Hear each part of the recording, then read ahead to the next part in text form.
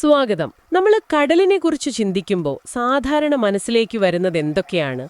പവിഴപ്പുറ്റുകള്, നല്ല നിറമുള്ള മത്സ്യങ്ങള്, പിന്നെ വലിയ തിമിംഗലങ്ങള്. അതെ അതെ, കടലിന്റെ സൂപ്പർ സ്റ്റാറുകൾ. അത് തന്നെ. എന്നാൽ തിരമാലകൾക്ക് തൊട്ടുതാഴെ ഒരുപക്ഷെ നമ്മൾ അത്രയൊന്നും ശ്രദ്ധിക്കാത്തൊരു രഹസ്യ ലോകമുണ്ട്. ഇന്ന് നമ്മൾ അതിനെക്കുറിച്ചാണ് സംസാരിക്കാൻ പോകുന്നത്. കടൽ പുല്ല്. നമ്മുടെ കയ്യിലുള്ള ഈ വിവരങ്ങൾ ബോണ്ട് സഫാരി കോവളം സ്കൂബ ഡൈവർമാർക്ക് വേണ്ടി തയ്യാറാക്കിയ ഒരു അവതരണത്തിൽ നിന്നുള്ളതാണ്. പക്ഷേ ഇതിലെ കാര്യങ്ങൾ എനിക്ക് തോന്നുന്നു നമ്മൾ എല്ലാവരും അറിഞ്ഞിരിക്കേണ്ടതാണ്. തീർച്ചയായും. കാരണം ഈ കടൽ പുല്ലിനെ സമുദ്രത്തിന്റെ രഹസ്യ ശ്വാസകോശം എന്നാണ് വിളിക്കുന്നത്. ആ വിളിപ്പേരിൽ തന്നെയുണ്ടെല്ലാം. അപ്പോ എന്തുകൊണ്ടാണ് അങ്ങനെ വിളിക്കുന്നതെന്ന് നമുക്ക് ആഴത്തിലൊന്ന് പരിശോധിക്കാം. തുടങ്ങാം. ശരി. അപ്പം നമുക്ക് ഏറ്റവും അടിസ്ഥാനപരമായ ഒരു കാര്യത്തിൽ നിന്ന് തന്നെ തുടങ്ങാം. ഇതിന്റെ പേര് കേൾക്കുമ്പോ, ഒറ്റ നോട്ടത്തിൽ കാണുമ്പോ ഇതൊരു പുല്ലാണെന്ന് തോന്നും. സത്യത്തിൽ ഇതെന്താണ്? കടൽപ്പായൽ, അതായത് സീവീഡ് പോലെയുള്ള എന്തെങ്കിലും ആണോ? അത് വളരെ നല്ലൊരു ചോദ്യമാണ്. കാരണം ഭൂരിഭാഗം ആളുകളും തെറ്റിദ്ധരിക്കുന്നൊരു കാര്യമാണത്. ആണല്ലേ? അതെ.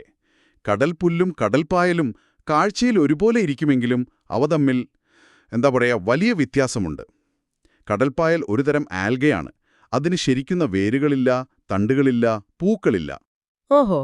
അത് പാറകളിലൊക്കെ പറ്റിപ്പിടിച്ചിരിക്കാൻ ഹോൾഡ് ഫാസ്റ്റ് എന്നൊരു ഭാഗം ഉപയോഗിക്കും, അത്രമാത്രം. എന്നാൽ കടൽപ്പുല്ലങ്ങനെയല്ല.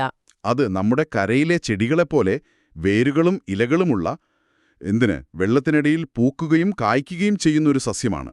ഒരു നിമിഷം, വെള്ളത്തിനിടയിൽ പൂക്കുന്ന ചെടിയെന്നോ? അത് ശരിക്കും കൗതുകകരമായി തോന്നുന്നു. അതെ അതെ, അതൊരു ആൻജിയോസ്പേം, അതായത് പൂക്കുന്ന സസ്യമാണ്. അപ്പോൾ ഈ വ്യത്യാസം കാഴ്ചയിൽ മാത്രമല്ല, അവയുടെ പ്രവർത്തനത്തിലും വലിയ മാറ്റമുണ്ടാക്കുമല്ലോ അല്ലേ? ഒരു ചെടിയായതുകൊണ്ട് എന്താണ് കടലിന് ഇത്ര വലിയ പ്രയോജനം? അവിടെയാണ് ഏറ്റവും പ്രധാനപ്പെട്ട കാര്യം. ഇതൊരു വെറും സാങ്കേതിക വിശദാംശമല്ല. ഒരു ചെടിയായതുകൊണ്ട് ഇതിന് ശക്തമായ വേരുകളുണ്ട്. ഈ വേരുകൾ കടലിന്റെ അടിത്തട്ടിലെ മണ്ണിൽ ആഴത്തിലിറങ്ങി അതിനെ ഒരു വല പോലെ പിടിച്ചു നിർത്തും. ഇത് രണ്ട് കാര്യങ്ങളാണ് ചെയ്യുന്നത്. ഒന്ന്, മണ്ണിൽ നിന്ന് പോഷകങ്ങൾ വലിച്ചെടുക്കുന്നു.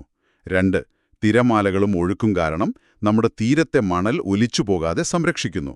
ഒരു എഞ്ചിനീയർ ചെയ്യുന്ന പണിയാണിത്. ശരിയാണ്. കടൽപ്പായലിന് അതിന് കഴിയില്ല, കാരണം അതിന് വേരുകളില്ല. അതുതന്നെ.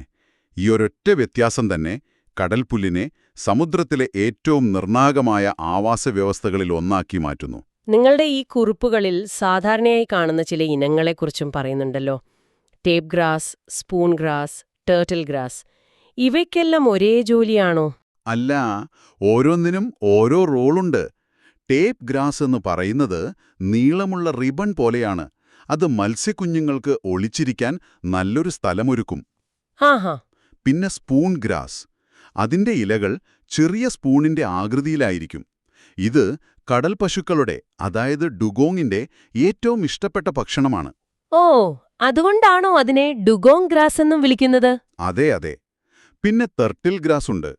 അത് കടലിന്റെ അടിത്തട്ടിൽ ഒരു പച്ച പരവതാനി വിരിച്ചതുപോലെ ഇടതൂർന്നു വളർന്ന് മണ്ണിനെ വളരെ ശക്തമായി പിടിച്ചു നിർത്തും. ഇവയെല്ലാം ചേർന്നാണ് ഒരു സമ്പൂർണ്ണ ആവാസവ്യവസ്ഥ പ്രവർത്തിക്കുന്നത്. അപ്പോ ഇതൊരു എഞ്ചിനീയറെ പോലെ തീരം സംരക്ഷിക്കുന്നു, പലതരം ജീവികൾക്ക് വീടും ഭക്ഷണവും നൽകുന്നു. പക്ഷേ എന്നെ ശരിക്കും ആകർഷിച്ച മറ്റൊരു പേരുണ്ട്. ഇതിനെ കടലിന്റെ കിൻഡർ ഗാർഡൻ എന്ന് വിളിക്കുന്നു. എന്തുകൊണ്ടാണ് ആ പേര്? ആ വിളിപ്പേരിലെല്ലാമുണ്ട്. ലോകത്തിലെ വാണിജ്യപരമായി പ്രാധാന്യമുള്ള മത്സ്യസമ്പത്തിന്റെ ഏകദേശം 20% അവയുടെ ജീവിതം തുടങ്ങുന്നത് ഈ പുൽമേടുകളിലാണ്. 20%? അതെ. ചെമ്മീൻ, ഞണ്ട്, കണവ, പിന്നെ നമ്മൾ കഴിക്കുന്ന ഒട്ടുമിക്ക കടൽ വിഭവങ്ങളുടെയും കുഞ്ഞുങ്ങൾ അവയുടെ ശത്രുക്കളിൽ നിന്ന് ഒളിച്ചു താമസിക്കാനും ഭക്ഷണം കണ്ടെത്താനും ഈ കിൻഡർ ഗാർഡനെയാണ് ആശ്രയിക്കുന്നത്. അതൊരു ചെറിയ സംഖ്യയല്ല. ലോകമെമ്പാടുമുള്ള കോടിക്കണക്കിന് മനുഷ്യരുടെ ഉപജീവനമാർഗത്തെയും ഭക്ഷണത്തെയും ഈ പുൽമേടുകളാണ് താങ്ങി നിർത്തുന്നത് എന്ന് പറയാമല്ലേ? തീർച്ചയായും. കിൻഡർ ഗാർഡൻ എന്നതിലുപരി ഞാനിതിനെ ഒരു നഴ്സറിയും ഒരു കോട്ടയും ഒരു ഭക്ഷണശാലയും ചേർന്ന ഒരിടം എന്നു പറയും. ശരിയാണ്. കാരണം ഇത് കുഞ്ഞുങ്ങൾക്ക് ഒളിച്ചിരിക്കാനുള്ള സുരക്ഷയും ഒപ്പം സമൃദ്ധമായ ഭക്ഷണവും നൽകുന്നു. അതുമാത്രമല്ല, ഈ പുൽമേടുകൾ മറ്റൊരു പ്രധാനപ്പെട്ട ജോലി കൂടി ചെയ്യുന്നുണ്ട്. അതെന്താണ്? അവയുടെ ഇലകൾ വെള്ളത്തിന്റെ ഒഴുക്കിന്റെ വേഗത കുറയ്ക്കും. ഇത് വെള്ളത്തിലിങ്ങനെ കലങ്ങിക്കിടക്കുന്ന മണലും മറ്റു ചെറിയ മാലിന്യങ്ങളും താഴേക്കടിയാൻ സഹായിക്കും. അതിന്റെ ഫലമെന്താണ്? ഫലമോ? വെള്ളത്തിന് നല്ല തെളിച്ചം കിട്ടും. ആ, തെളിഞ്ഞ വെള്ളം സ്കൂബ ഡൈവർമാർക്ക് നല്ല കാഴ്ച നൽകും എന്നതിനപ്പുറം മറ്റെന്തെങ്കിലും ഗുണമുണ്ടോ? വളരെ പ്രധാനപ്പെട്ടൊരു ഗുണമുണ്ട്. ഈ തെളിഞ്ഞ വെള്ളം പവിഴപ്പുറ്റുകൾക്ക് നിലനിൽപ്പിന് അത്യാവശ്യമാണ്. ഓഹോ, അതെങ്ങനെയാണ് ബന്ധപ്പെട്ടിരിക്കുന്നത്? പവിഴപ്പുറ്റുകൾക്ക് വളരാനും അവയ്ക്ക് നിറം നൽകുന്ന സൂസാൻതെല്ലെ എന്ന ആൽഗകൾക്ക് പ്രകാശസംശ്ലേഷണം നടത്താനും സൂര്യപ്രകാശം വേണം. കടൽപ്പുൽമേടുകളില്ലെങ്കിൽ വെള്ളം കലങ്ങിമറിഞ്ഞ് സൂര്യപ്രകാശം അടിത്തട്ടിലെത്താതെ വരും. അപ്പോൾ പവിഴപ്പുറ്റുകൾ നശിച്ചുപോകും. അതെ, അതായത് കടൽപ്പുല്ലും പവിഴപ്പുറ്റുകളും പരസ്പരം സഹായിച്ചാണ് നിലനിൽക്കുന്നത്. ഒന്ന് നശിച്ചാൽ അതിന്റെ ആഘാതം മറ്റേതിനെയും ബാധിക്കും. ഞാൻ ഈ രേഖകളിലെ ഒരു കണക്ക് കണ്ടിട്ട് ശരിക്കും ഞെട്ടിപ്പോയി. ഇതിനെ ഒരു ബ്ലൂ കാർബൺ സൂപ്പർ പവർ എന്നാണ് വിശേഷിപ്പിക്കുന്നത്. സമുദ്രത്തിന്റെ അടിത്തട്ടിന്റെ വെറും 0.1% സ്ഥലത്ത് മാത്രമേ ഇവ വളരുന്നുള്ളൂ. പക്ഷേ സമുദ്രത്തിൽ അടിഞ്ഞുകൂടുന്ന ഓർഗാനിക് കാർബണിന്റെ 11% സംഭരിക്കുന്നത് ഈ പുൽമേടുകളാണ്. ആ കണക്ക് അങ്ങ് വേഗത്തിൽ അന്തരീക്ഷത്തിലെ കാർബൺ ഡയോക്സൈഡ് വലിച്ചെടുത്ത് സംഭരിക്കാൻ ഈ കടൽപ്പുല്ലിന് കഴിയും. ഒന്ന് നിൽക്കൂ, 35 മടങ്ങുന്നോ? അത് വിശ്വസിക്കാൻ കുറച്ചു പ്രയാസമുണ്ട്. കരയിലെ കൂറ്റൻ മരങ്ങൾ അന്തരീക്ഷത്തിൽ നിന്ന് നേരിട്ടാണ് കാർബൺ വലിച്ചെടുക്കുന്നത്. വെള്ളത്തിനടിയിലുള്ള ഒരു പുല്ലിനെ ഇതെങ്ങനെയാണ് ഇത്ര കാര്യക്ഷമമായി ചെയ്യാൻ സാധിക്കുന്നത്? അതിനൊരു കാരണമുണ്ട്. ഇവിടെ ഏറ്റവും പ്രധാനപ്പെട്ട കാര്യം, ഈ കാർബൺ അതിന്റെ ഇലകളിലല്ല സംഭരിക്കുന്നത്. ഇലകൾ നശിച്ചു പോകുമ്പോൾ ആ കാർബൺ ഒരുപക്ഷെ തിരികെ വെള്ളത്തിൽ ലയിക്കാം. ശരി. എന്നാൽ കടൽപ്പുല്ല് കാർബണിനെ അതിന്റെ വേര് പടലങ്ങളിൽ, അതായത് മണ്ണിനടിയിൽ ഒരു നെറ്റ്വർക്ക് പോലെ പടർന്നു പിടിച്ച റൈസോമുകളിലും അതിനു ചുറ്റുമുള്ള മണ്ണിലുമായി ആയിരക്കണക്കിന് വർഷങ്ങളോളം പൂഴ്ത്തിവെക്കുകയാണ് ചെയ്യുന്നത്. ആയിരക്കണക്കിന് വർഷങ്ങളോളമോ? അതെ. മഴക്കാടുകൾ വെട്ടിനശിപ്പിക്കുമ്പോൾ സംഭരിച്ച കാർബൺ പെട്ടെന്ന് അന്തരീക്ഷത്തിലേക്ക് തിരികെ പോകും. എന്നാൽ കടൽപ്പുൽമേടുകൾ കാർബണിനെ കടലിന്റെ അടിത്തട്ടിൽ സുരക്ഷിതമായി പൂട്ടിയിടുകയാണ്, ഒരു ടൈം ക്യാപ്സൂൾ പോലെ. അപ്പോൾ ഇതൊരു പ്രധാനപ്പെട്ട ചോദ്യമുയർത്തുന്നുണ്ട്. ഈ പുൽമേടുകൾ നശിപ്പിക്കപ്പെട്ടാൽ എന്ത് സംഭവിക്കും? ആ ടൈം ക്യാപ്സൂൾ തുറക്കപ്പെടുമോ? വളരെ പ്രസക്തമായ ചോദ്യമാണ്. അതെ, തുറക്കപ്പെടും. ആയിരക്കണക്കിന് വർഷങ്ങൾ കൊണ്ട് അടിഞ്ഞുകൂടിയ ഈ ബ്ലൂ കാർബൺ മുഴുവൻ തിരികെ അന്തരീക്ഷത്തിലേക്ക് പുറന്തള്ളപ്പെടും. കാലാവസ്ഥാ വ്യതിയാനത്തിനെതിരെയുള്ള പോരാട്ടത്തിൽ നമ്മൾ ശ്രദ്ധിക്കാതെ പോകുന്നൊരു വലിയ അപകടമാണിത്. അപ്പോൾ ഈ പുല്ലിന്റെ സാമ്പത്തിക മൂല്യത്തെക്കുറിച്ച് ചിന്തിക്കാതിരിക്കാൻ കഴിയില്ല. ഈ രേഖയിൽ ഒരു കണക്ക് പറയുന്നുണ്ട്. 1 ഹെക്ടർ കടൽപ്പുൽമേട് ഒരു വർഷം നൽകുന്ന പാരിസ്ഥിതിക സേവനങ്ങളുടെ മൂല്യം ഏകദേശം $19,000 ഒറ്റയടിക്ക് കേൾക്കുമ്പോൾ ഇതൊരു വലിയ സംഖ്യയാണോ എന്നൊരുപക്ഷെ സംശയം തോന്നാം. ആ സംഖ്യയെ നമുക്കൊന്ന് മാറ്റി ചിന്തിക്കാം. ഈ $19,000 എന്ന് പറഞ്ഞാൽ എന്താണെന്നറിയുമോ? ഒരു ചെറിയ തീരദേശ ഗ്രാമത്തിന് ഒരു വർഷം മുഴുവൻ മത്സ്യബന്ധനത്തിലൂടെ കിട്ടുന്ന വരുമാനത്തിന് തുല്യമായിരിക്കാം അത്. ആ, ശരിയാണ്. അല്ലെങ്കിൽ ഒരു കടൽക്ഷോഭം വരുമ്പോൾ തീരം ഇടിഞ്ഞുപോകാതെ സംരക്ഷിക്കാൻ സർക്കാർ ചെലവഴിക്കേണ്ടിയിരുന്ന കോടിക്കണക്കിന് രൂപയാണ് ഈ പുൽമേടുകൾ നമുക്ക് ലാഭിച്ചു തരുന്നത്. അപ്പോഴാണ് ഈ പുല്ലിന്റെ യഥാർത്ഥ വില നമുക്ക് മനസ്സിലാവുക.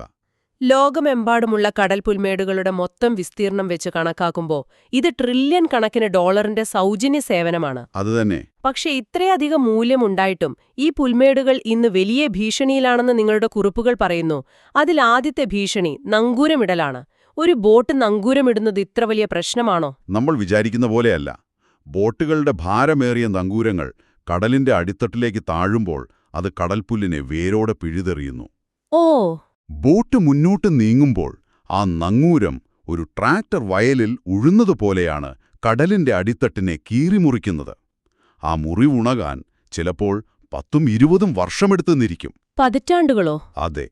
ഒരൊറ്റ ദിവസത്തെ അശ്രദ്ധ പതിറ്റാണ്ടുകളുടെ നാശമുണ്ടാക്കുന്നു. അത് ഭീകരമാണല്ലോ. രണ്ടാമത്തെ ഭീഷണിയായി പറയുന്നത് ഡ്രെഡ്ജിംഗ് ആണ്.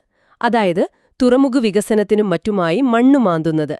അതെങ്ങനെയാണ് ഇവയെ ബാധിക്കുന്നത്? ഡ്രെഡ്ജിംഗ് നടക്കുമ്പോൾ വലിയ അളവിലും മണ്ണും ചെളിയും വെള്ളത്തിൽ കലങ്ങും. ഈ കലങ്ങിയ വെള്ളം സൂര്യപ്രകാശത്തെ പൂർണ്ണമായി തടയും. മാസങ്ങളോളം ഈ അവസ്ഥ തുടർന്നാൽ സൂര്യപ്രകാശം കിട്ടാതെ കടൽപ്പുല്ല് ശ്വാസം മുട്ടി നശിച്ചുപോകും. ഒരു ചെടിക്കും സൂര്യപ്രകാശമില്ലാതെ ജീവിക്കാൻ കഴിയില്ലല്ലോ. ശരിയാണ്. മൂന്നാമത്തെ ഭീഷണി ഒരുപക്ഷെ നമ്മൾ അത്ര ശ്രദ്ധിക്കാത്ത കരയിൽ നിന്ന് വരുന്ന ഒന്നാണ്. രാസവളങ്ങൾ കലർന്ന വെള്ളം.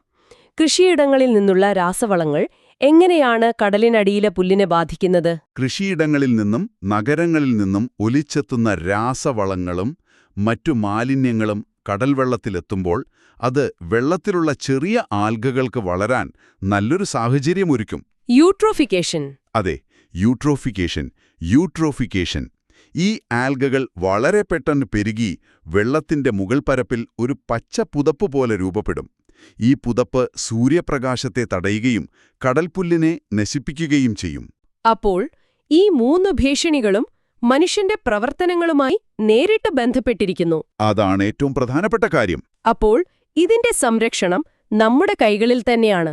ഇവയെ സംരക്ഷിക്കാൻ നമ്മുടെ രാജ്യത്ത് എന്തെങ്കിലും നിയമങ്ങളുണ്ടോ? ഭാഗ്യവശാൽ ഉണ്ട്.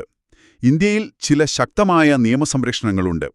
കോസ്റ്റൽ റെഗുലേഷൻ സോൺ, അതായത് CRZ നിയമപ്രകാരം കടൽപ്പുൽ മേടുകളെ അതീവ പരിസ്ഥിതി ലോല പ്രദേശമായി CRZI ആയിട്ടാണ് തരംതിരിച്ചിരിക്കുന്നത്. അതിന്റെ അർത്ഥമെന്താണ്? അതിനർത്ഥം ഇവിടെ പുതിയ നിർമ്മാണ പ്രവർത്തനങ്ങളോ ഇവയെ നശിപ്പിക്കുന്ന തരത്തിലുള്ള മറ്റു പ്രവർത്തനങ്ങളോ അനുവദനീയമല്ല എന്നാണ്. അത് നേരിട്ടുള്ള സംരക്ഷണമാണ്. മറ്റെന്തെങ്കിലും പരോക്ഷമായ വഴികളുണ്ടോ? ഉണ്ട്. 1972 വന്യജീവി സംരക്ഷണ നിയമപ്രകാരം കടൽ പശുക്കളെപ്പോലുള്ള ജീവികളെ സംരക്ഷിക്കുന്നുണ്ട്. ഈ ജീവികൾ നിലനിൽപ്പിനായി പൂർണ്ണമായും കടൽപ്പുല്ലിനെയാണ് ആശ്രയിക്കുന്നത്. അപ്പോൾ ഒരു കടൽ പശുവിനെ സംരക്ഷിക്കുമ്പോൾ നമ്മൾ അറിയാതെ തന്നെ അതിന്റെ ആവാസ വ്യവസ്ഥയായ ഒരു പുൽമേടിനെ മുഴുവനായാണ് സംരക്ഷിക്കുന്നത്. ഇത് ഈ ആവാസ വ്യവസ്ഥയുടെ പരസ്പര ബന്ധം എത്രത്തോളം വലുതാണെന്ന് നമ്മെ ഓർമ്മിപ്പിക്കുന്നു. ഈ വിഷയം ഓരോ വ്യക്തിയിലേക്കും എങ്ങനെ എത്തുന്നു എന്ന് നോക്കാം. ഈ അവതരണം ഡൈവർമാർക്കായി തയ്യാറാക്കിയതുകൊണ്ട് അവർക്ക് ചെയ്യാൻ കഴിയുന്ന ചില കാര്യങ്ങളെക്കുറിച്ച് ഇതിൽ വ്യക്തമായി പറയുന്നുണ്ട്. വെള്ളത്തിനടിയിൽ മണ്ണ് കലക്കാതിരിക്കുക എന്നത് അതിലൊന്നാണ്. അതെ, കാരണം ആ കലങ്ങിയ മണ്ണ് സൂര്യപ്രകാശത്തെ തടയും. അതുപോലെ നങ്കൂരം പുൽമേടുകളിലിടാതെ മണലുള്ള സ്ഥലങ്ങളിൽ മാത്രം ഇടുക. ഒരു ഡൈവർ അല്ലെങ്കിൽ പോലും ഒരു സാധാരണ വിനോദസഞ്ചാരി എന്ന നിലയിൽ ബോട്ട് യാത്ര ചെയ്യുമ്പോൾ ഇത് ശ്രദ്ധിക്കാമല്ലോ. തീർച്ചയായും. നങ്കൂരം എവിടെയാണ് ഇടുന്നത് എന്ന് ചോദിക്കുന്നതിലൂടെയോ പ്ലാസ്റ്റിക് മാലിന്യങ്ങൾ കടലിൽ വലിച്ചെറിയാതിരിക്കുന്നതിലൂടെയോ നിങ്ങൾക്കും ഇതിന്റെ സംരക്ഷണത്തിൽ പങ്കാളിയാകാം. ഓരോ ചെറിയ പ്രവൃത്തിക്കും വലിയ മാറ്റമുണ്ടാക്കാൻ കഴിയും. ഇതിലെ അവസാന വാചകം വളരെ ശക്തമാണ്. അതെല്ലാ കാര്യങ്ങളും ഒറ്റയടിക്ക് പറയുന്നു.